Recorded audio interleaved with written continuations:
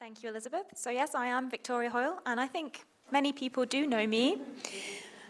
Just before we begin, I just wanted to introduce you to the people who are sitting in the front row, who have helped and supported me through this research process, and who've contributed enormously to the MIRRA project.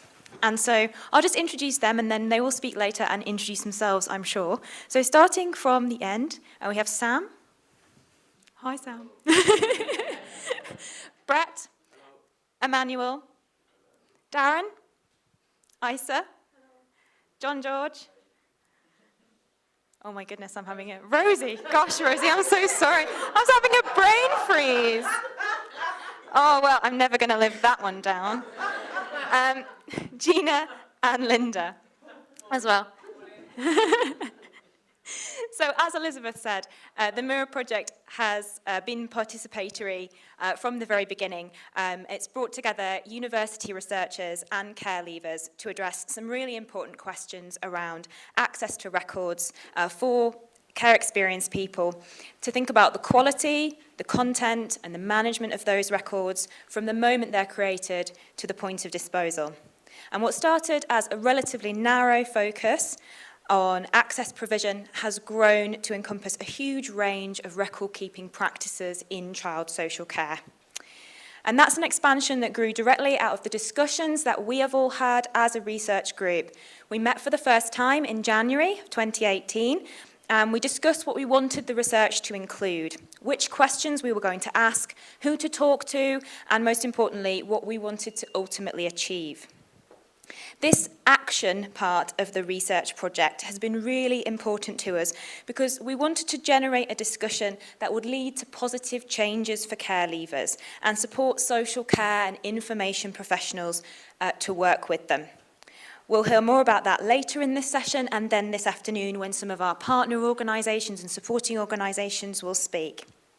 So since that first meeting 18 months ago, we've interviewed and spoken to nearly 100 research contributors and transcribed over 500,000 words of audio, which we've then analysed together. You can see the analysation sessions with all the post-it sticky notes. So our conclusions come directly from this body of research. At the outset, we identified 4 key groups to speak to. These were care experienced people, care leavers over the age of 18 whose records we're talking about. Social care practitioners who create and use records in their work. Information professionals who manage and provide access to those records. And academic researchers who may wish to use records in their studies. In between and overlapping these core groups are other stakeholders who emerged throughout the project, including carers and family members, regulators like Ofsted and the Information Commissioner's Office, funders, government departments, local historians, and ICSA, the current independent inquiry into child sexual abuse in the UK. Each of these groups has a perspective on child social care records and different rights and needs in those records. For care leavers, the records may represent the only access to the circumstances of what happened to them as children.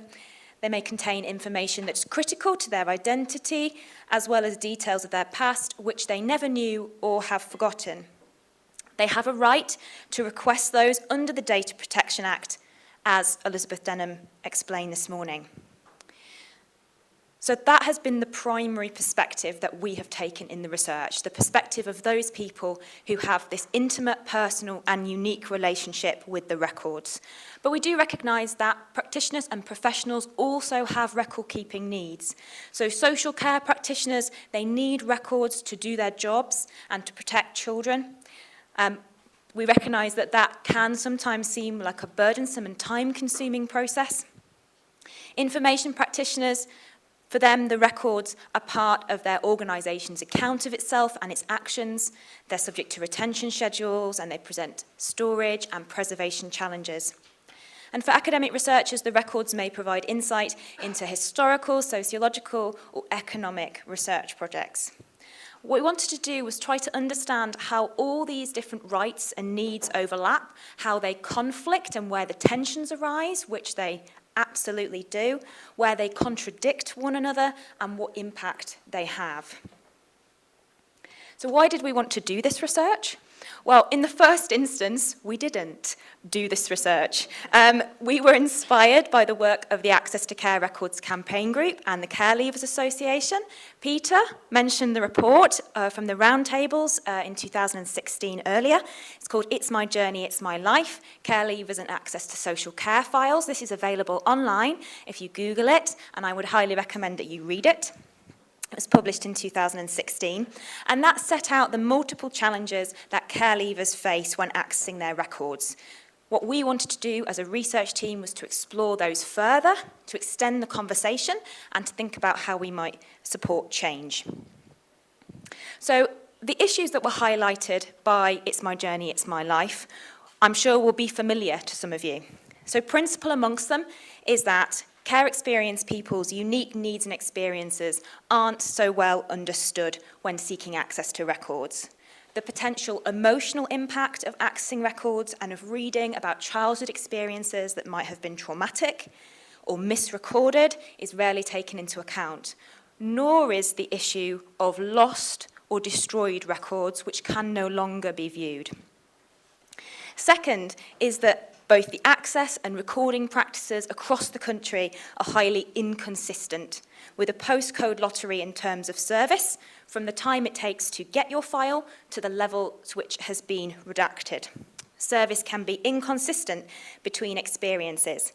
Some people could request a file 3 times and receive 3 different files, differently redacted and containing different documents.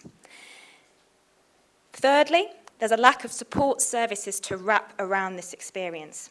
The emotional fallout can be significant when people find out things or are reminded of things, and many people have spoken about the impact that this has had on them, of having to take time off work, of becoming depressed, and of finding it difficult to talk to friends and family about the experience.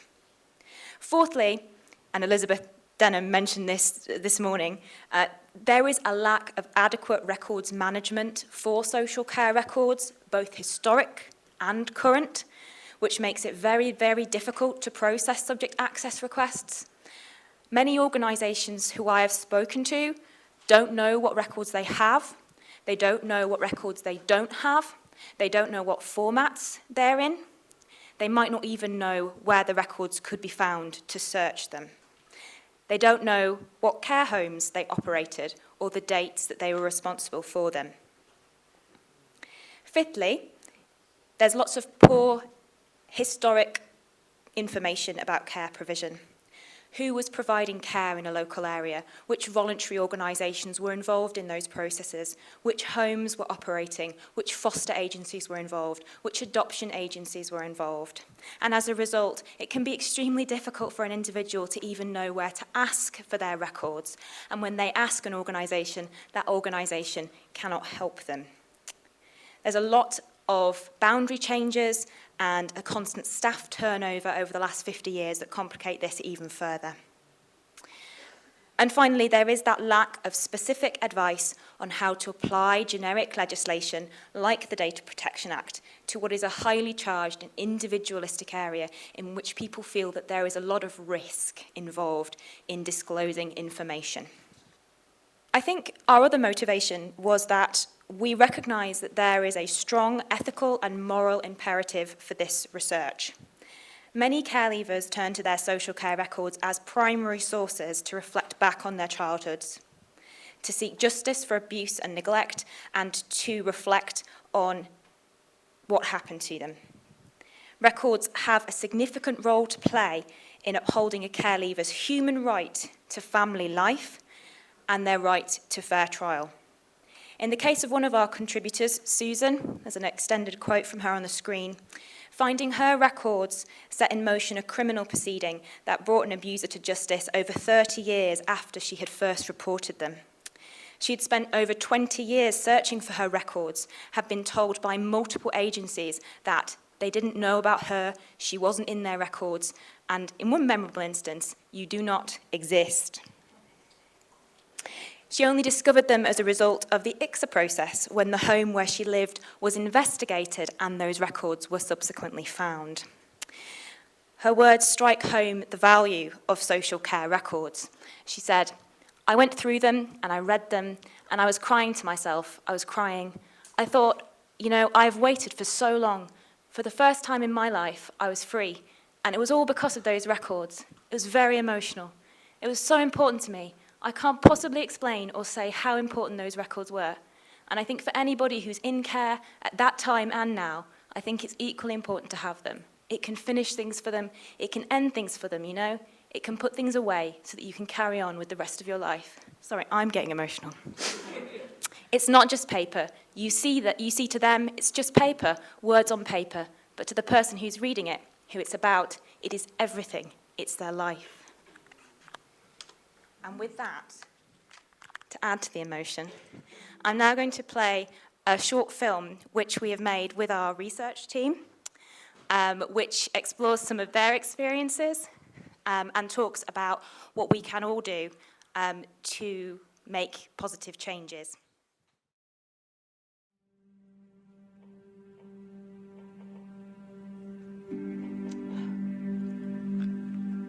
In the MIRRA project, Memory, Identity, Rights in Records and Access, a group of researchers from UCL has worked together with the Care Leavers Association and a participatory research group of care leavers and care experienced people. We have tried to bring together our understanding of records management and information access and governance to try to understand how that can be used to improve the lives of care experienced people.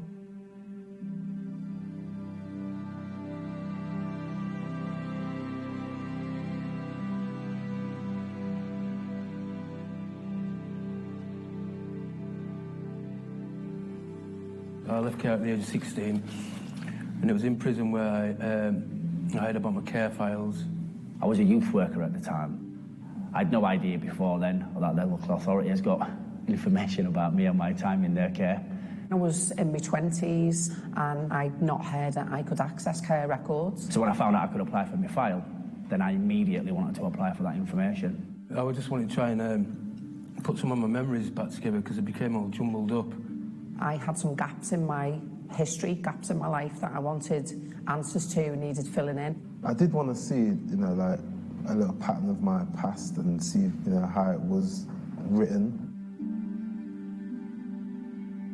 I think it was probably quite more traumatic than I thought it would be, even going through the process of contacting people to access the records. It's meant to take a month, and in my case, it took over a year. The early impact on receiving my file was hugely emotional. It was a lot to take in one go.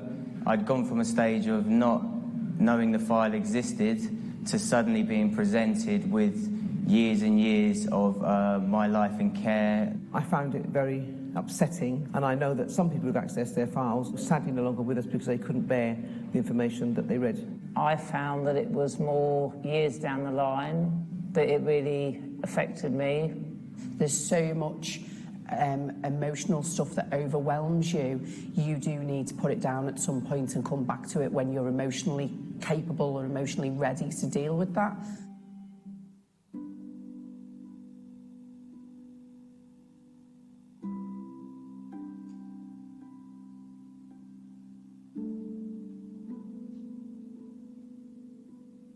There's a real responsibility for practitioners to think about how that information might be received, in particular if it refers to a time of life where there was trauma. One day there's going to be someone like me that gets the whole collection of these reports, and that's my life.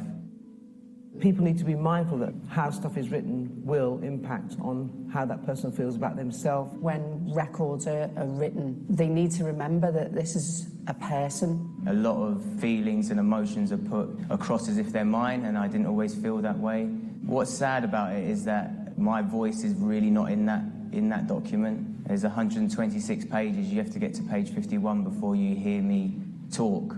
There were silly things redacted from my file or blacked out. In the older records that my organisation has and other organisations have, The recording is very light touch. There's very little detail or emphasis on the actual child or young person or family group. There's not a great deal of involving the young person in the conversation around what's going to be recorded or what their views are. Even as a professional, as you're working on the files, that's actually quite sad, because you know that young person is there, but they almost don't feature in their own files. The records did not reflect the true relationship I had with my dad. The interpretations were inaccurate and the actions that were taken were inaccurate. It is important that when information is being recorded by professionals, it's transparent. I think social workers do have a duty as a kind of corporate parent to try and think about the person's perspective and make it as clear as possible. Local authorities don't necessarily make people aware of the fact that you can access your files. I've been investigating with colleagues how we can make the access much easier for records relating to children in care. That information needs to be made as accessible as possible, and that's why we've created the Family Connect project. It's one place where there'll be advice, information and support about how to search for information about your past, but also what you might expect to come across in that journey of searching for information. For people who are care experienced, words, pictures are part of their identity, and without identity, there is no life.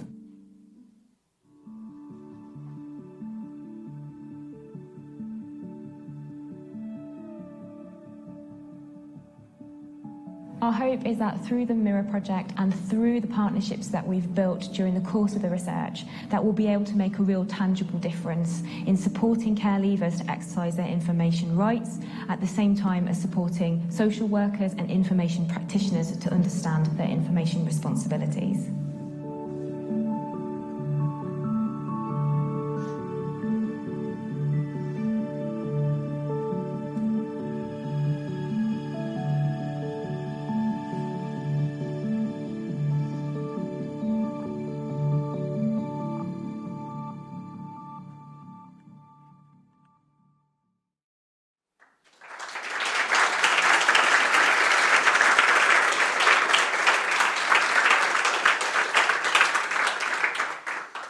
Thank you. And thank you to everyone who took part in the filming. I think nearly everyone who took part in the filming is here today, or at least is coming later on.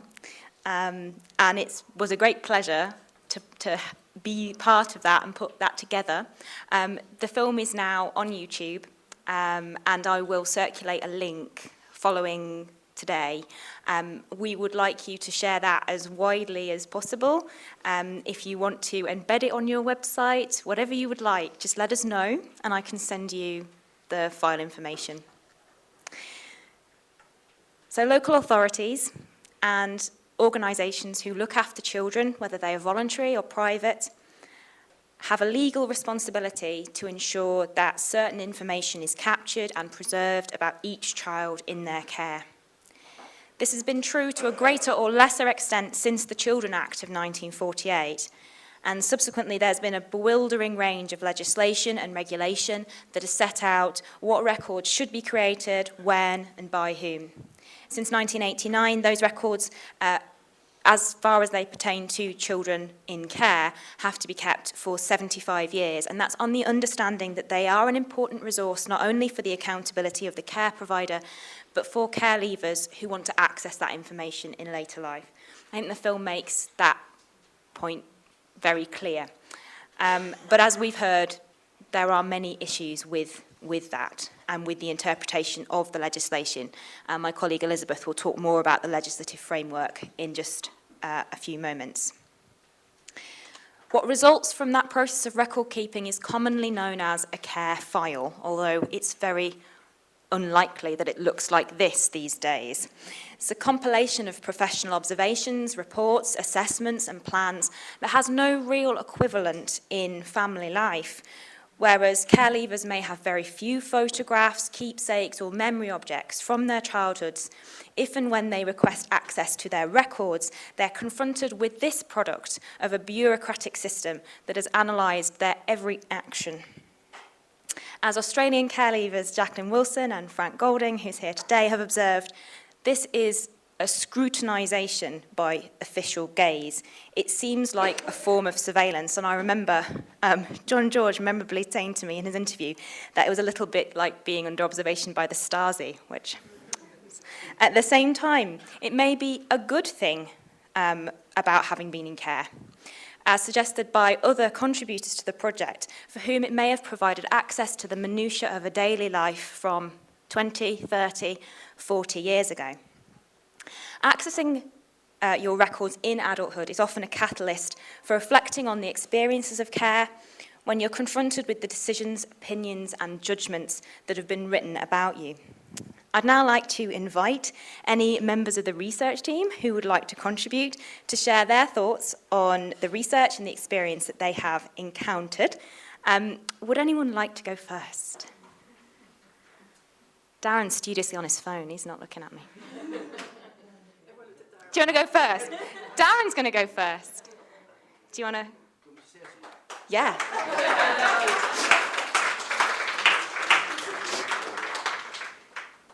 Look at that, I got a handy quote on the screen from you. Hi. I didn't know I was going to speak, actually, so I'm not really sure what I'm going to say, apart from, I guess I work with the Care Leavers Association as a care leaver and someone that before coming to work for the CLA, I'd never really considered speaking about the fact that I'd been in the care system. I never spoke to anyone about it. It was quite an embarrassment, really. So I kind of kept it to myself, apart from speaking to my girlfriend, who was the mother of my children. It was important to do that. And accidentally one time, in between jobs actually, using my laptop as therapy, I was feeling a bit down at the time, lost my job, looking for somewhere to go, sat down, got out my laptop, and started writing about my experiences of going down to the Job Centre Plus, which was just a simple narrative of how silly the process was. Anyways, I won't go into that. Suffice to say, when I started doing that, I started to think and started to think back, and I started to think back and start to write to the laptop, and then me and the laptop become this kind of conversation, and it takes me all the way back, and all of a sudden I'm writing about memories and childhood. And in and amongst that, I came across this thing called the Data Protection Act on the internet, which I had no idea about, and it just switched this light bulb. But actually, do you know what? They've probably got some information about me. Because when you're in the care system, you see, and you know a member of staff's writing about you in the office, about your behaviour on a Saturday morning or a Sunday afternoon, you never know what's going to happen to that information. You're just 11, 12, 13, 14, and you know that someone's written something about you, and it's put away, and it's in the office, and it's in their desk, and you've not got no permission to ever go and see that. And then all of a sudden I'm thinking, wow, council have got loads of that information, you know, I bet that's got loads and loads of stuff about me. So I was excited, I was anxious, I was angry, I was annoyed at the fact that the local authority could keep information about me. I was thinking, wow, how can that be possible? Well, I want that.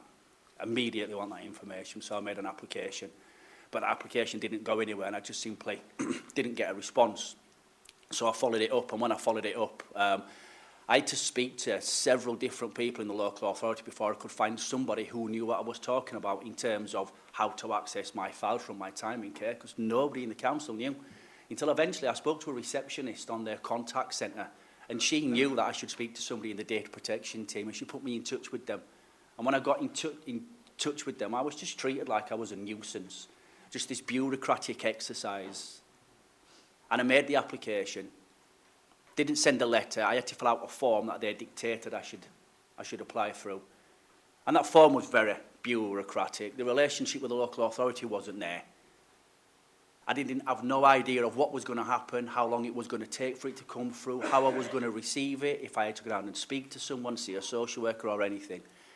I was just simply sent out a letter of acknowledgement, we've received your application, and some months later, a brown envelope came, recorded delivery, and it was my file. And yeah, it wasn't pleasant reading. And I sat down with my girlfriend and we read it together. And she was quite shocked and I was quite shocked, and there were things in there that I never knew about. Anyway, I'm going on now. So the point is, accessing your files is not just that bureaucratic process. It's not just something that is this bundle of paper that somebody recorded. Actually, it's it's your life, it's your history, it's your right to be able to access that and to be fully supported along the way. I'm not going to hog anymore because I'm going to speak this afternoon, and I think some of my colleagues probably want to say something. Sorry, I rambled on a little bit there. You should have just shut me up. Not at all. Thank you, Darren.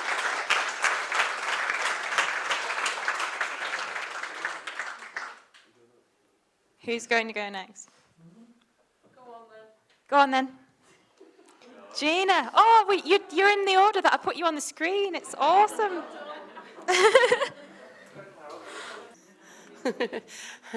I'm Gina. I'm from the Wirral.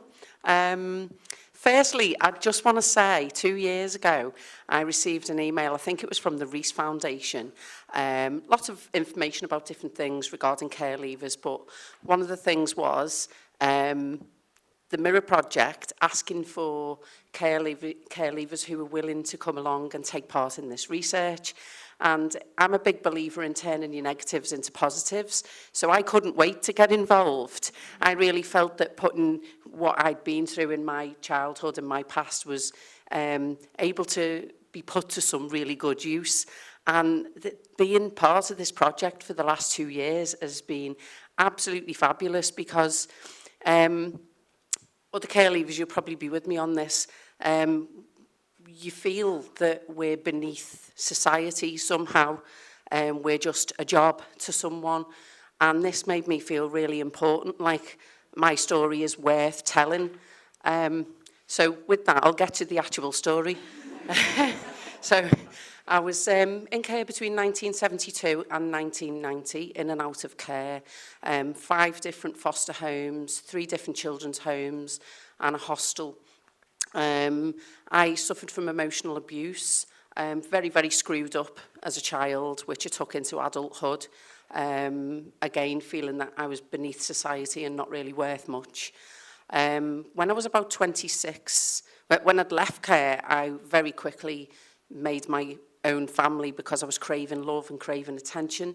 When I got to about 26, I had 3 children and I was divorced by then.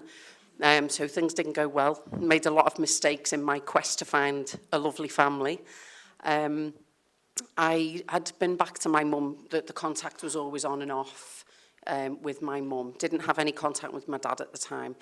And I asked her, where had I been? Where was I? Who had me? And there was this missing link to the past that I needed. I had questions that I needed to answer. And it's not like a normal family environment where you can just go back and ask for photos or ask for that information. In some cases, there's not any parents at all. There's no contact. So these files are all linked to the past. They're the missing piece of the jigsaw. So I found out through a fellow care leaver that I could access files, and again, like Darren, I had no idea that there was this information being held on me. I was told to go down to my local council. I was given a form to fill in and told it would take several months.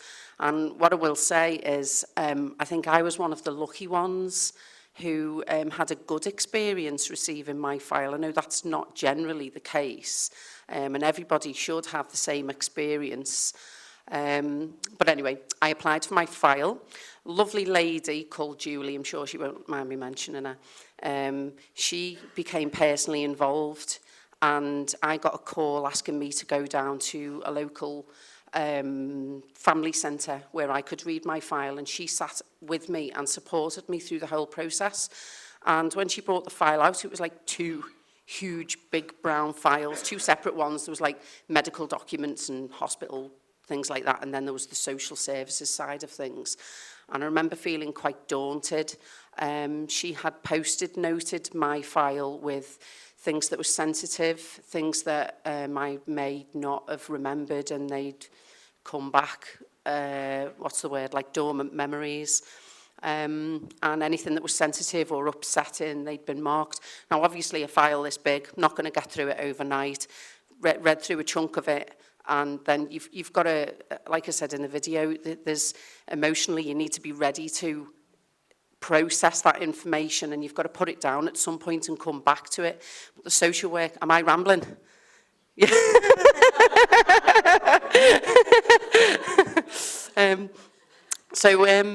I was able to read through my file and had support anyway.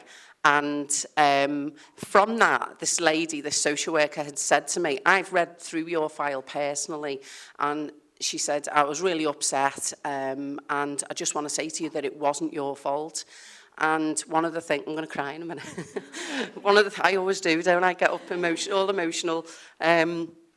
And that was one of the things that I'd taken from my childhood, was that I was to blame for everything, and I had been emotionally abused, where I was told it was my fault, and if I didn't behave a certain way, I would be put into care. And this lady stood there and said to me it wasn't my fault, and that was the moment I was able to move forward.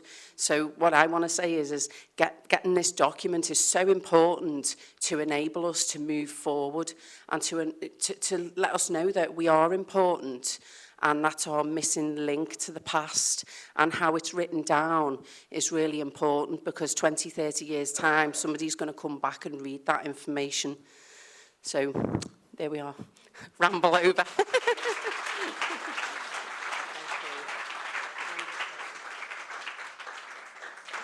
Thank you. I think Linda's going to come up next. I'm not very good at public speaking, so forgive me.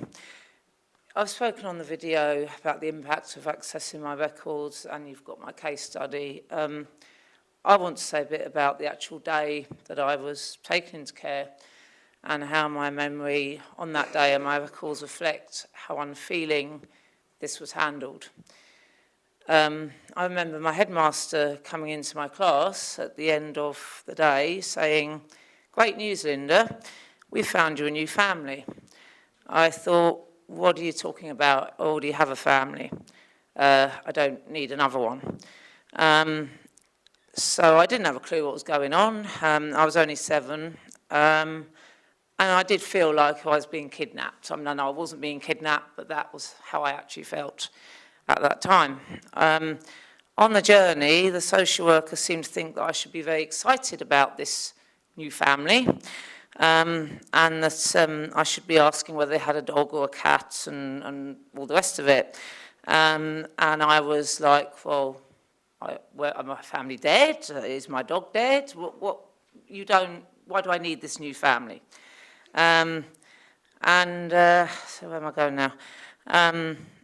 Now, you might all be wondering what on earth has all this got to do with access to records, but how I experienced it was how it was written in, I'm rambling now, in the file. I was described as very odd child, that I wasn't bothered whether this supposed new family had a cat and a dog.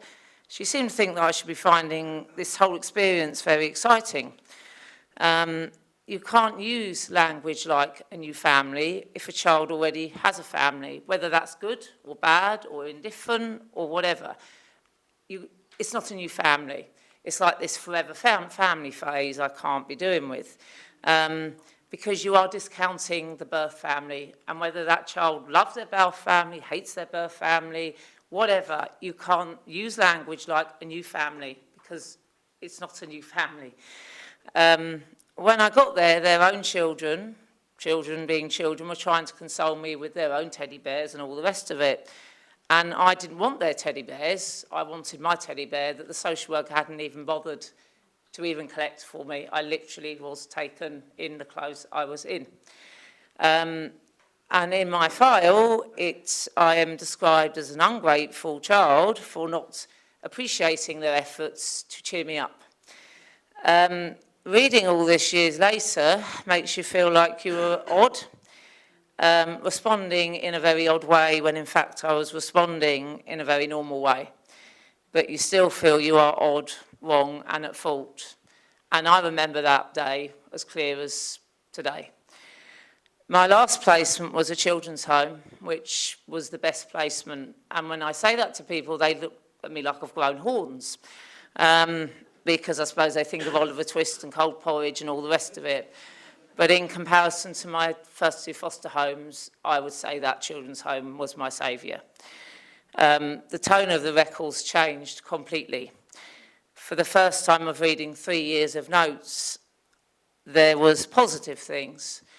I was actually being described as a human being with normal feelings, rather than being blamed for my reactions. it was bittersweet in a way, because it was great to read something so different, yet sad that it took about 3/4 of my file to get to a human understanding of me, of Linda as a child. I truly believe that this placement saved my life.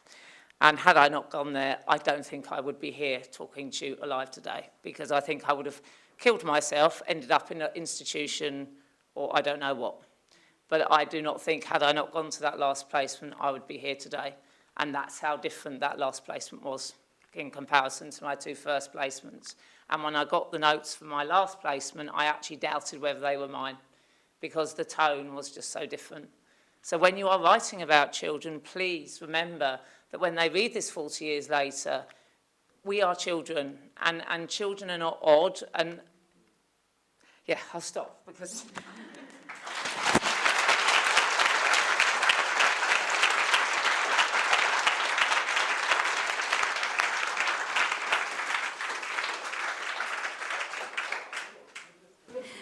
So now, Rosie. All right, hello. I have prepared something, but I'll probably just try and use bits of it. But I went into care at the age of 2 years old. I was born to, I'll give you a brief background, white mother. My mum was fine, she was lovely, but my dad was from Jamaica, and because she had a black child at that particular time, it wasn't very acceptable. So her family rejected her, and so she had to put me into care, which was supposed to be temporarily, but in those days, the social services weren't as they are today. So she had no accommodation, and the benefit system wasn't as it is today. So I went into care and remained in care till I was 18. In different places. I was brought up in first 10 years in Wales. Then I went to a lovely place called Alresford in Hampshire, and then I went in to Lambeth for the last 4 years of my life, which was a big downfall. But anyway, as we know, the Lambeth redress scheme is going on now. But in terms of, I'm actually a social worker myself, but I'm not going to disclose as to what local authority I work for. I won't have a job on Monday, so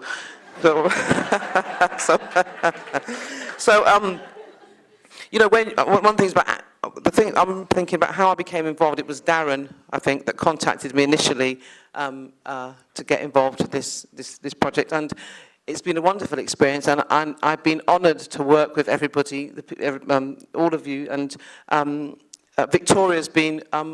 I was just thinking about it. She's been so respectful with the information we've given her, and she's recorded it very sensitively, and she's never made us feel as if.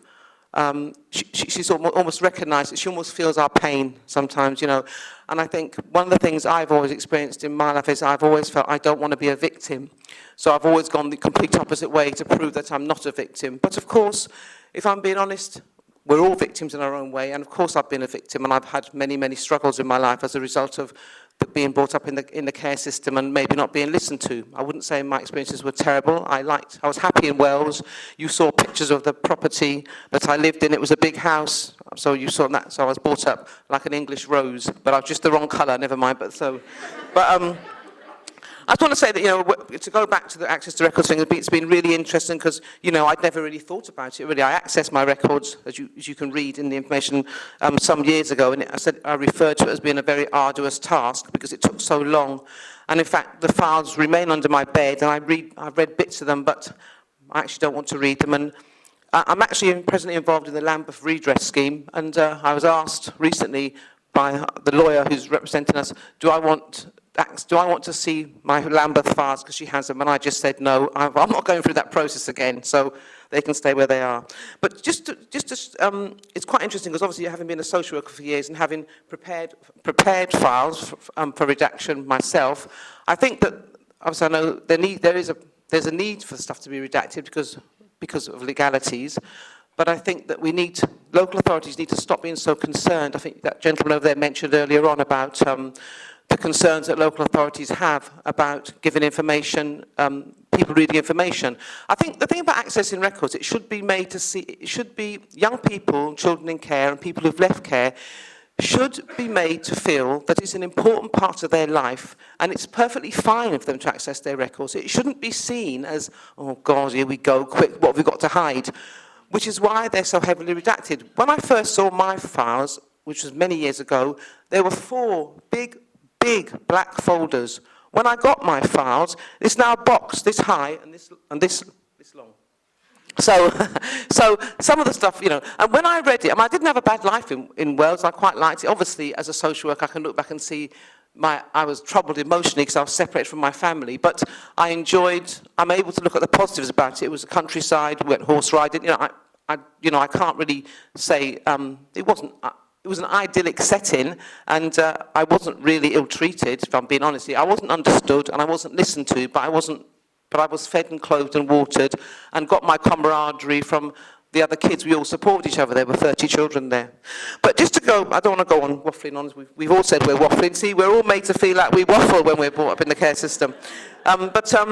Just aware that, when you are in care, everything you do is recorded and analysed, and very often coming to the wrong conclusion.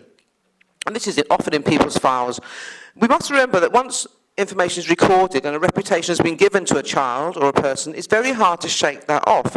So when you're 10 years old, and this isn't my experience, and you hit someone, and then it's put in the file, this young Johnny is aggressive. When Johnny's 17, they'll still be saying, oh, he's aggressive. And you'll say, when was the last incident? And they'll say, oh, 15 years ago, but the reputation's still there. So what I'm trying to get at is the importance of recording information, and also, what I've said on the last meeting is, it's not just a file, it's a life story, or it's part of a life story. A file is a piece of paper, it's not a file. And I think that the powers that be, like policymakers and managers of local authorities, they need to sort of try and find a way to have a more transparent approach to accessing records. And I think care leavers are often made to feel as if they're doing something wrong when requesting access to files. And then I'm just talking about the redaction, when often vital pieces of the story are taken. And as I said earlier, we should be working towards limiting redaction. I think, I can't think of much else to say, but I'm going to tell you a little story, which is again, it's about information, and I'm going to finish. But I've also in the care system. My mother had another child who's much older than me, and she's white. Anyway, there's a website called Their History, and there's lots of photographs of there and information about children who are in the care system, mainly children from the National Children's Home and Barnardo's. And there's a picture of me on this. There's a couple of pictures on this site, because the person who set it up was in a children's home in Wales that I was in, but I didn't know him. He was there after I left. And I thought, as I said what's been written in the pamphlet, that I never knew my dad. I was always curious about my dad. In fact, there was very little in my file about my dad. I think that was the main reason I wanted to access my file, because I wanted to know my dad. I wanted to see my dad. And I'm on this website. So in December the 28th, 2009, I got a phone call from a dear friend of mine called Clive Williams, who lives in Swansea and was also in the National Children's Home. And he said he'd received an email in terms of the website, and somebody had seen a photograph of me and said they wanted to know more about me. So Clive said, we want more information. So this man then wrote an email back and say, my father gave me this picture of this little girl when she was a baby, and her name is Rosemary Walter. And there's a picture on your website, and although she's much younger, much older in the picture, I was about 5, the resemblance is striking. I believe this to be my birth sister. So my brother had searched for me for 18 years. He'd gone to the Salvation Army, and then he's looking for a car, he said, but then something popped up, do you want to find your family? So, as we always say, he always teases me about that. And so on the 25th, so it was on the 28th, it was just after Christmas, and then I was hysterical, absolutely hysterical, and I was screaming, running up and down, thinking, oh my God, because I didn't know if my dad was dead or alive. I was thinking, oh my God, I've got this family, this brother. So the following day I waited, so Clive emailed back and gave him my details, and I was waiting. Then the phone rang, and we spoke for 4 hours, and he said that my dad had died 11 years previous, but I had a sister who'd also died, but I also had a brother in Jamaica. So on the That was so in the August, myself and my brother over here, Will, and my daughter, I have 3 children, she's my youngest, we went to Jamaica and spent time with my brother in Jamaica. And so, and what was lovely is my dad had written a letter to my brother talking all about me. He didn't know me, but he explained what had happened. And you know, it filled such a gap. But the point I'm trying to say is none of this was in the file. Nothing at all was in the file. And it should have been in the file because it would have given me peace, because I got peace of mind because of that. So anyway, I've been a social worker for 25 years, and I just gave my notice in last week, so I'm just about to retire. So what? So, you know, yeah. And that's been an arduous task as well, being a social worker, especially given the fact that I was brought up in the care system myself, so I've seen so many flaws, and I've done my time. So there's other things I can do to improve the quality of lives for care leavers anyway. All right, bye.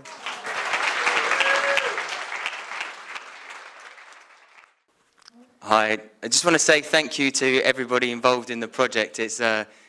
It's been an incredible experience for me to meet everybody, and I found out about the project because I actually work here at UCL in the medical school, and I was reading the newsletter and suddenly saw we were involved in this project and got in touch with Victoria and then became part of the project. So I feel really humbled to be here today. So my file, I actually brought my file today. So this is my file. I love that they put it in a red folder. So there's 126 pages, and so it was a bit like how Darren got his file. So at the time I was working for a bank, and I heard about the data protection law, and this is 20 years ago now. And I went home and I suddenly thought, I've been in care, there must be records about me. So I phoned up my council and spoke to a woman, and she said she'd look into it, and then I forgot about it. And then about 3 or 4 months later, I was rushing to get to work. I remember it pouring down with rain. It was dark in the winter, just setting the scene. And I literally ran into the postman, and he asked me to sign something. I stuffed it in my bag, this brown paper bag. I got my bus. It was funnily enough, it's the 126 from Dudley to Birmingham, and there was 126 pages, which is always random. And I got on the top deck, and off we went. It was about an hour's journey, and then I remembered, that package. And I went into opened up the brown paper bag, and there was this folder. And then I just started reading. On the first page, it was a chronology of my moves. So children's homes, foster homes, into care, out of care, and then from 9 in permanently and moving. And there was places, just seeing the names of places that I had totally forgotten about. And suddenly this burst of memories. And then I start reading the reports, and it was just like getting shot down. And I remember just putting my hood up and just crying my eyes out, but I couldn't stop reading because it was like this fascinating story as well. And there was a part of me that was in it, and it was me, but then there's another part of me, an adult, that's reading about this kid, and I kind of want to go in there and help this young guy. And so I've had it now, the file, for about 17 years. When I went traveling as a 22-year-old, I remember someone saying to me, I was traveling for 2 years, and they said, you've got to travel light, take as little as you need. And I actually took the file with me. I hardly ever read it, but I just had to have it with me. And my wife's here today, and she'll tell you, I keep it by my bed. I've never really thought deeply about it, but it's just always there. And so it's been an incredibly important document for me, and it's helped for me to have, over time, to get some kind of, I don't think resolution's ever the right word, because you never really resolve these things, but reading all the different stories and the different interpretations of who I am or who I was has really helped me to just kind of let some stuff go. And if I could leave just with one message, there's thousands of things I've wanted to say and I've forgotten all of them. But I would say when you're writing these records, just be authentic. just be authentic. We can take it. You know, the good, the bad, and also think about the little things, because a lot of that's in there, the big cataclysmic things, the really difficult things, some of the mundane things that you wouldn't think to document. They're really important, and when they come up, they're like this kind of like shiny diamond, and there's one bit in there, and it says Pat listens, and I've written, and I'm only on one page where I've written, and it just says Pat listens, something good that's happened in the last 3 months, case review, and it just says Pat listens, and that is one of the most powerful bits of that, because I now remember Pat Gregory, she being a champion for me, and suddenly all those memories opened up for me, and so it's a wonderful, wonderful document for me. It's been a really difficult time over the years reading it and processing it, but you know, kind of lucky to have a document. Not many people have something quite like that. So as difficult as these things can be, yeah, very fortunate. And so write good stories. Thank you. Thank you.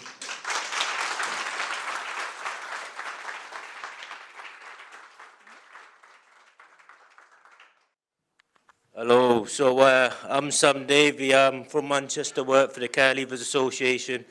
I'm not really going to speak about my life stories, but I'm going to tell you why it's important for access to files, basically, because, well, I was in care from 20 months old all the way up until 21 years old, and during that time, no one ever told me that you could access your file.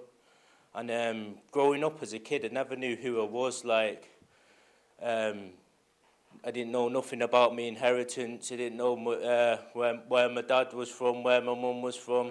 Didn't know nothing of my grandparents or anything.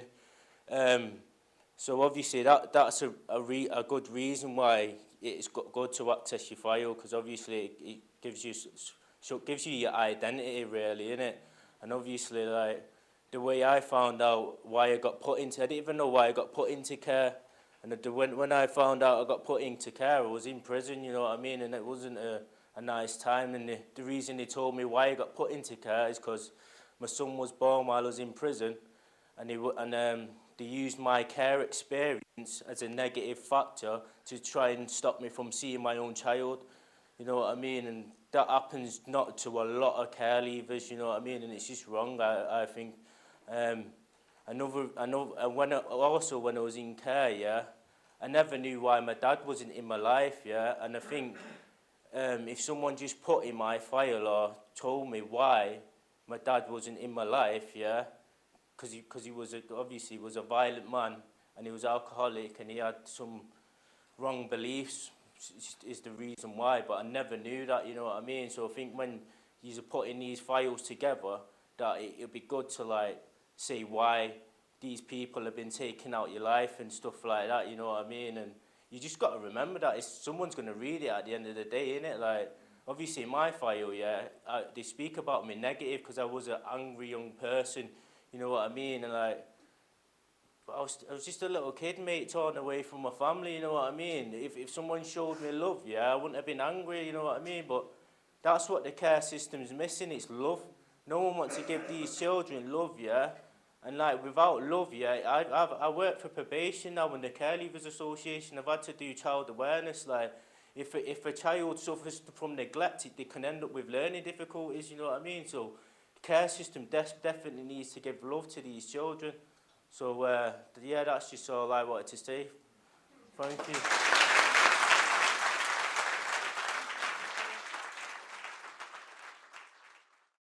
Well, mine's a different case to other people's. I've been searching my files for a couple of years now, and I've had no joy whatsoever.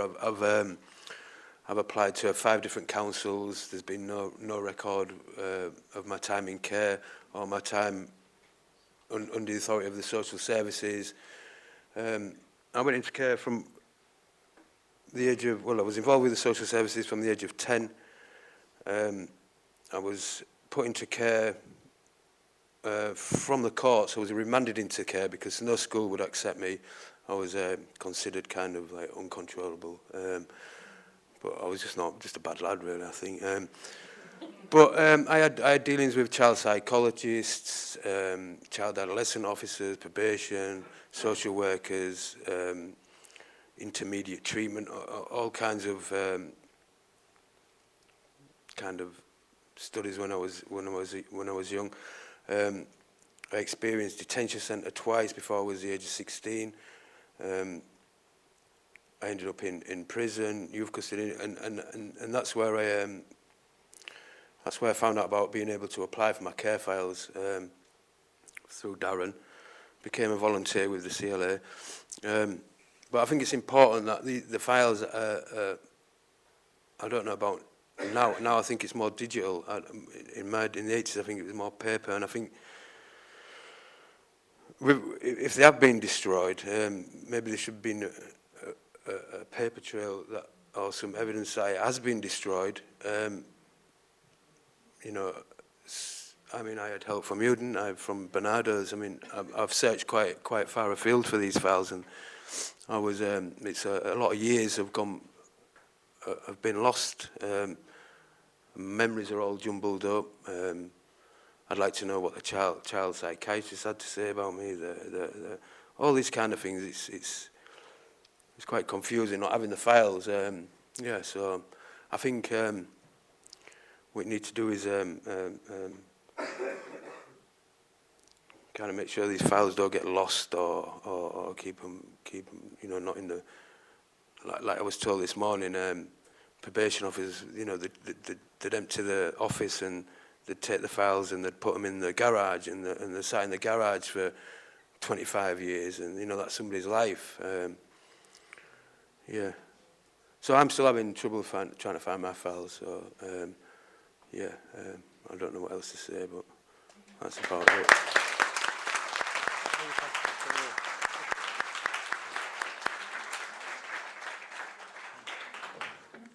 Hi, my name is Emmanuel. Yeah, I'm a care leaver. I'm from the Nottingham area, if anyone knows about, you know, where Nottingham is. But yeah, my experience in care is a bit complex and a bit, it's a weird one really, I have to say. Because yeah, I was a little rebel when I was growing up, and I used to rebel a lot and get myself into a lot of trouble.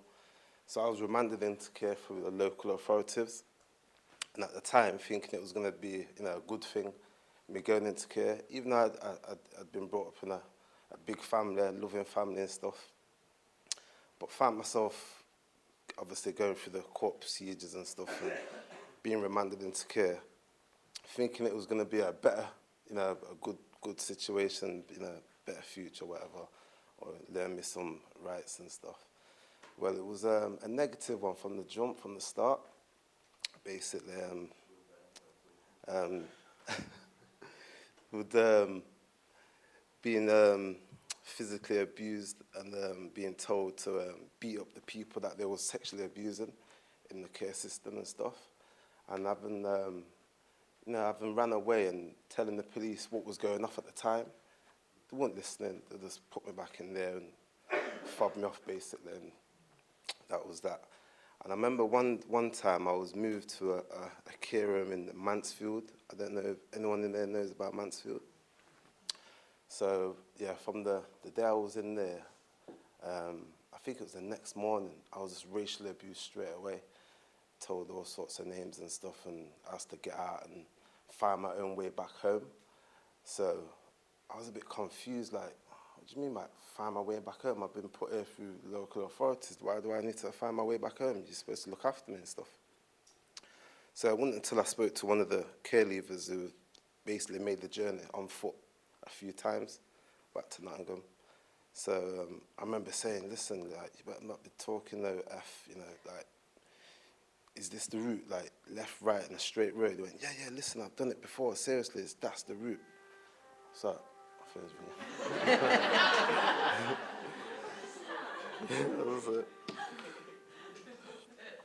sorry about that. But yeah, so basically, I was told, take a left, take a right, and it's a straight road back. And I was like, well, you sure that's the route? And he was like, yeah, seriously, I've done it like 3 times. 'cause I wasn't staying there, I was getting off, and I was thinking, nah, F this, I'm not staying there. So basically I took the journey and I was walking. I remember walking for ages thinking, when's this journey going to end? And I was just walking and looking back thinking, shall I just go back? And yeah, from the grace of the Almighty, obviously it was the right route. And basically I got home basically. I remember telling my mum, she burst out in tears, like, what the Ross, rah, them do this and do that. And I was like, yeah, I'm not going back there anyway. If the police come, it is what it is, I'm not going back there.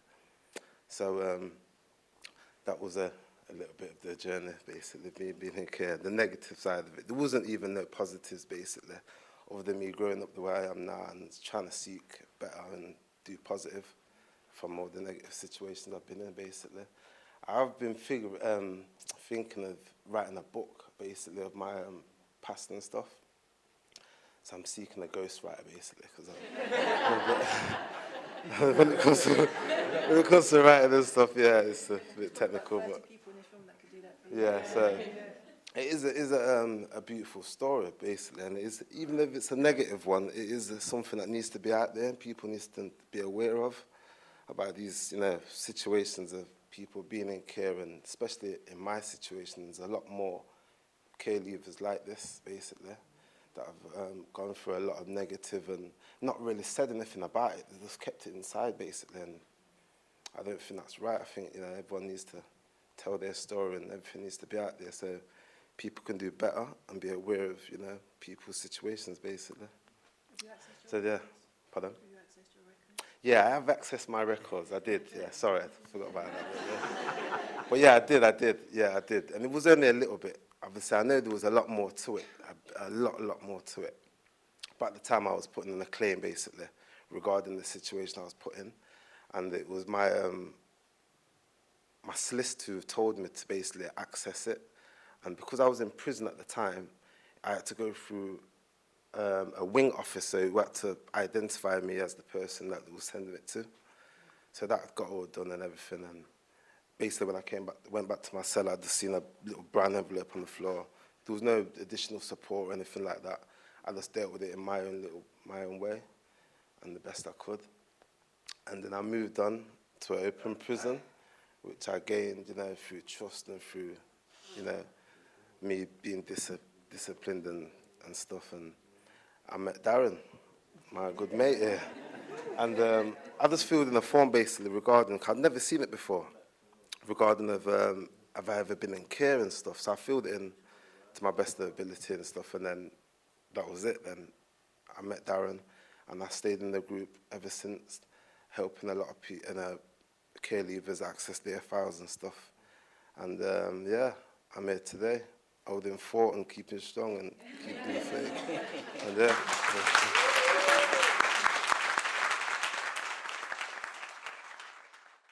I decided that I would say a few words. I didn't plan or prepare anything, so excuse me if I just wing it. But what I would like to say is a very, very big thank you to Victoria and Elizabeth and everybody, all the care leavers, Gina, everybody, Sam, everyone who's shared their journeys today, because I don't think there's anything more powerful when you're talking about access to records and actually talking to the people who those records are about and who've experienced it or not, accessing their records, and just talking about something that's so deeply, deeply personal. And if you found watching the film emotional, then I can tell you that 2 days of filming it was really, really personal, really emotional, and really an amazing experience being able to sort of have that journey with people and come together in the way that we all have, facilitated by Elizabeth and Victoria. So thank you to them. As I said, or I'm not sure if I said or not, I am a care leaver and a data protection manager, and I don't talk about my care experience. I talk about it from the perspective as a practitioner, because I firstly haven't accessed my records. You might be interested to know. And it's very strange because I've been reading care records in a data protection environment for 14 years. And I think one of the things, I don't define myself necessarily as a care leaver, so reading my records is not terribly important to me. But the very interesting thing that I've never shared with anybody until today is that I feel like I've read my records over and over and over. because in reading the files I've read myself in those files many times, and there's a catharsis. I guess one of the things that we're looking for, we want to put a jigsaw together, we want to understand what our experience is, but part of that is from a cathartic, therapeutic perspective, ideally. You want to be able to understand so that you can move forward. And it's interesting that I actually feel I've done that in reading other people's files. And there are many files I've read that I just skim read them and I don't actually acknowledge the person or think very much about the information. I just want to read it, redact it, or hopefully not, and get it out in 40 days or 30 days or whatever the law says. But there are some that you read it and actually you go on a journey as you're reading it with that person. It's not you, but you can identify so much with what you're reading and you connect emotionally, which is why a lot of us try and reach out to clients when we're processing files, because you know sometimes some information about them that they don't even yet know. And that puts us in a really privileged position. So I'm quite proud to be able to have been doing this job for that many years. I've used my experience as a care leaver, I think, as opposed to identifying as a care leaver in front of you today. As I said, I identify as a data protection practitioner, but I have used my experience in the job. So my approach when I'm looking at files is very much from I understand what it feels like perspective. Even though I haven't accessed my records, I know what it is to be a care leaver, and therefore I incorporate that into every aspect of what I do on a daily basis. And my approach to reading files and the empathy and just the judgment, the ability to be able to form a judgment, to know instinctively, how to apply the law, because this is all about the law, as the other Elizabeth reminded us this morning, but it's about so much more than the law. And the legal framework is only a part of what we do. There are so many things that are far more important than what the law says. But I do incorporate my experience into my job and on a daily basis, and I think that has helped me sort of personally, I think, on my journey as a post-care leaver and as a data protection practitioner. And I think finally I wanted to say that, and I know I'm preaching to the choir here, but there are so many good data protection practitioners, and we hear a lot of negative stories, and we have heard today about people's experience of trying to access their records, but there are so many really good practitioners out there, my own team at Hertfordshire being the best. So thank you. So thank you to everybody for sharing, for speaking so wonderfully and movingly about your experiences. I'm now going to talk a little bit about the findings of the project, what we've learnt from the many interviews that we have done. And many of these things will be familiar in terms of access to records from the It's My Story, It's My Life report. I think by speaking to a wide range of people about records issues, we've been able to come to some really strong research conclusions. Firstly, on access to records, the provision of access is wildly inconsistent. There is very good practice in some areas, and I think that is something good to take away from this research project as well. You'll find in your packs from today some practitioner perspectives, which outline some of the best practice, better practice that we've come across during the course of our research project. But unfortunately, these are the exceptions rather than the rule. Practice across the country is extremely poor because generally the protocols and procedures for access to records just don't take the needs of care leavers, the experiences of care leavers into account. This unique personal relationship with the records that we've heard so much about already this morning is overlooked, and too often the subject access request process is treated as just one more office job. Our second observation is that the experience of making the subject access request, even the terminology of that, being a subject making an access request, replicates all of those dynamics about powerlessness and a lack of self-determination that people have experienced in adulthood. Receiving a formulaic template letter which acknowledges your request for your own information, receiving information about the redaction of so-called third-party information. The terminology third party referring in this case to your parents, your brothers, your sisters, your aunts, your uncles, your friends, your carers, the people who have looked after you when you were a child. All of those things contribute to making people feel a sense of disenfranchisement throughout the whole process, that they are not a person, they're a subject. The redacted text that many people experience, and I know that Jackie, who's here today, is going to talk about her experiences of receiving her redacted file later. The redacted text, the extent of the redactions for this so-called third-party information can feel like another way of the care provider, the local authority, the state, asserting control not only over your person, but over what you're allowed to know about yourself. And I think it's an incredibly disempowering experience to think that a person in an office in a local authority can read all about your life, but you're not permitted to read about it yourself. Our third key observation is that each request and each person making a request is complex, and that shouldn't come as a surprise because we all know how individual we are with multiple needs. Access is not a single moment in time. It's not the moment that you submit your subject access request. It's often been coming for many, many years. It's been an emotional process to arrive at that point. And then, as John George sort of explained, after you receive your file, it then stays with you. It becomes a part of who you are. So long after the people who've processed your request and sent you your redacted text have forgotten everything about it, it is still real, still a live issue.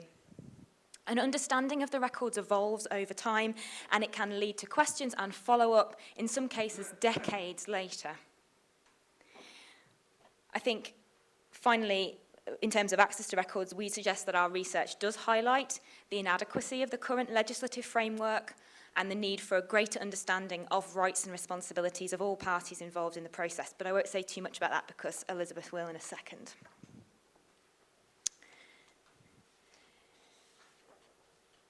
We also looked at the implications for social work and for records management. So recording of children's lives is ubiquitous. It's everywhere. It's happening in multiple places at once.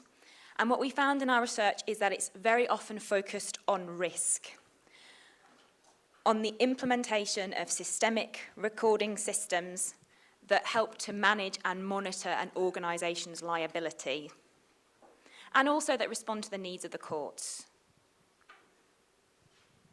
So the implementation of the record-keeping frameworks in the 2000s, so for those who are from within the social care sector, you might be familiar with the ICS, or the Integrated Children's System.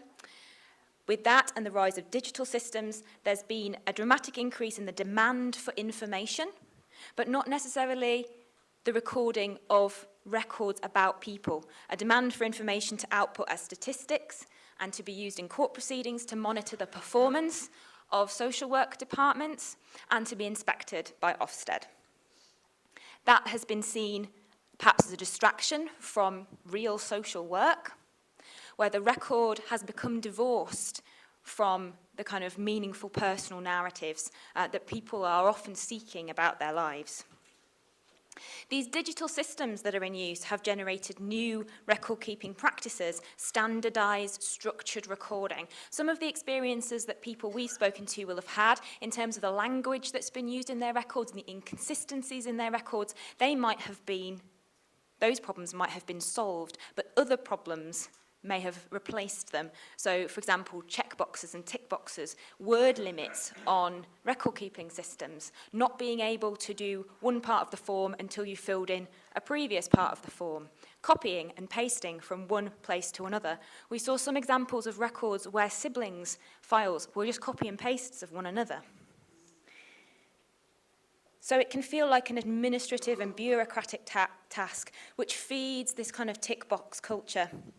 And practitioners I've spoken to have talked about a shift in their own recording styles from a more rich narrative structure towards something that's flatter and more mechanistic. This may have exacerbated a lack of integration between the official record, which is in the system, and other forms of record keeping that occur in child social care, such as life story work and personal memory preservation. What we found in terms of life story work was shocking. So if there is anything that is very inconsistent, it's life story work. It seems to happen most commonly when a child is on the pathway to adoption, and even then, very last minute. Usually not in collaboration with the child, but by the social worker. And it happens almost never when a child is in long-term social care, particularly if that child enters social care when they are older. So any child over the age of 10, I think we didn't find a single person who had any life story work. And those people who have had life story work, I know, Linda is looking at me, their experience of it was really very negative, not feeling as if it was their life story, but again, another task that they were being put to. Even the name of it, life story work, makes it sound like something not very nice that you have to do. And that manifests then in the absence of the voice of the child, the experiences of the child, the preferences and opinions of the child throughout the whole record. That's something which Ofsted often reports upon, but I think it's not clear how practitioners can do better around it, particularly because good life story work is so resource intensive, and we know that there aren't very many resources. So not to focus too much on the child social care practitioners, let's turn to the information managers. I noticed earlier that they're mostly on the left-hand side of the room. So records management of child social care records is generally poor. Custodial arrangements are at best idiosyncratic. So most local authorities have multiple record stores where intellectual and physical control is at a low level. So by physical control, I mean literally the boxes that they're in and the shelves that they're on. And by intellectual control, I mean by the indexes and catalogues. So being able to lay your hands on something is often impossible. So there's no cataloguing. And where there is, it might be in 4 or 5 or 6 or 7 or 10 different places. And you practically need a degree in the idiosyncratic record system of the place you work to understand it. So you're then very dependent on individual members of staff who know how to navigate it. That's compounded by the organisational histories of loss and disposal, which I think many organisations will recognise. So prior to 1989, there was no requirement to retain child social care records for any period of time. And so many records were destroyed legally before that date. However, almost no local authorities know what records were or were not destroyed. It's very inconsistent. And subsequently, other records have been lost. And we do hear in the news relatively frequent intervals of records being discovered. So I think there was one not too long ago in a London borough where they were discovered in the basement of a block of flats. Child social care records? It was Lambeth. I was being very discreet there, wasn't I, Rosie?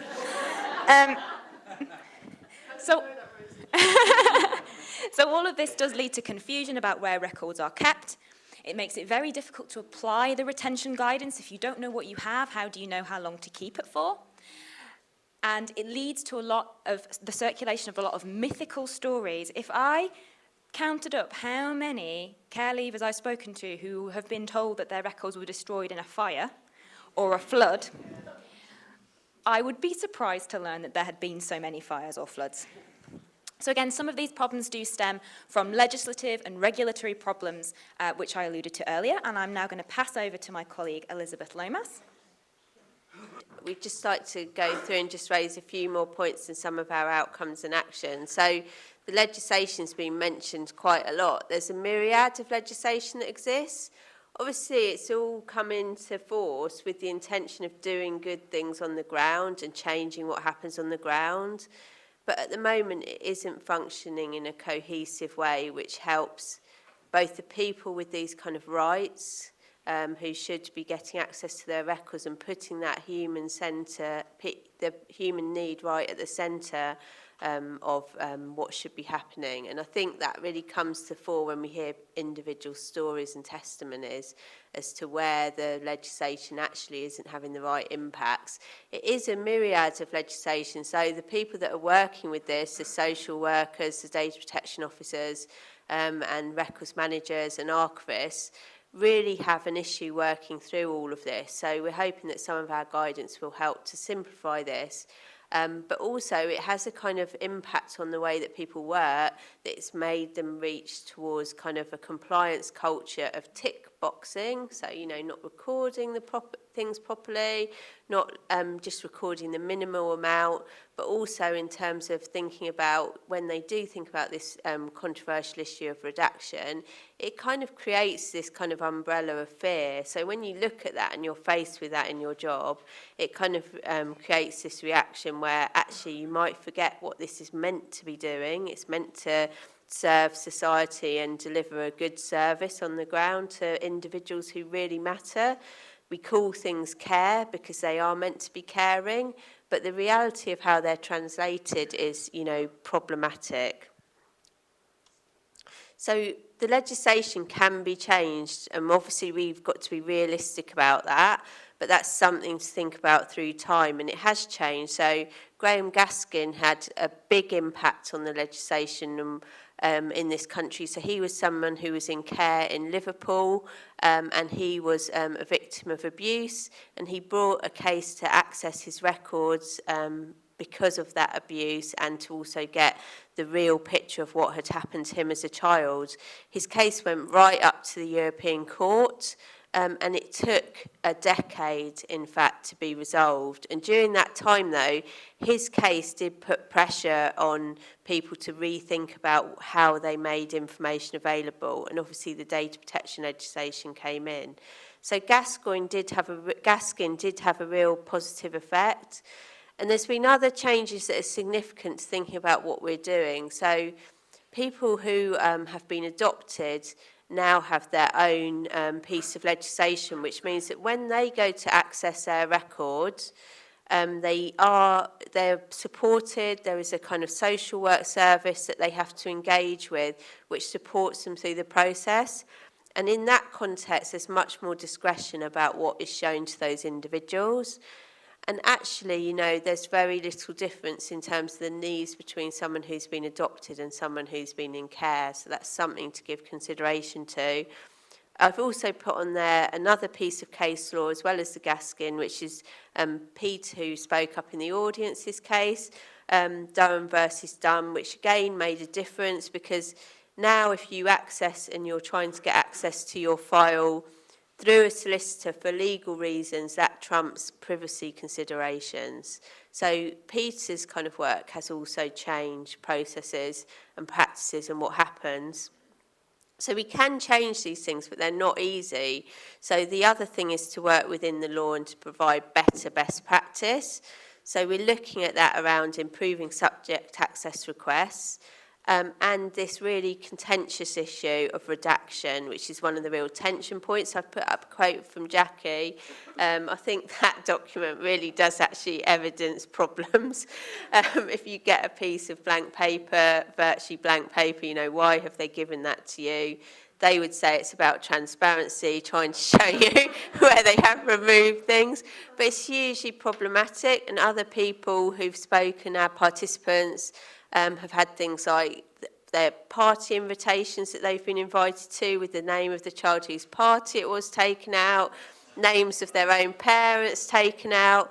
So some of these things are just poor practice on the ground. And obviously Isa, who spoke before, is obviously a shining example, as she pointed out herself, of how, you know, not to do it. So there is some guidance and training that can be done. So we did find that there are problems with how the regulations and legislations are interpreted on the ground. Also in terms of how the legislation looks at understanding that person. So the rights and the realities about whose information it is.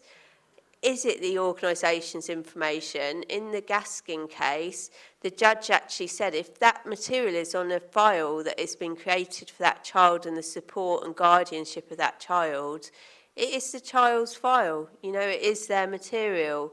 So I think that there's a need to really properly reflect on how we use the law, how we understand it, and about balancing and not having these kind of organisational risk cultures, but actually kind of using it for the people at the heart of this, whose information it is.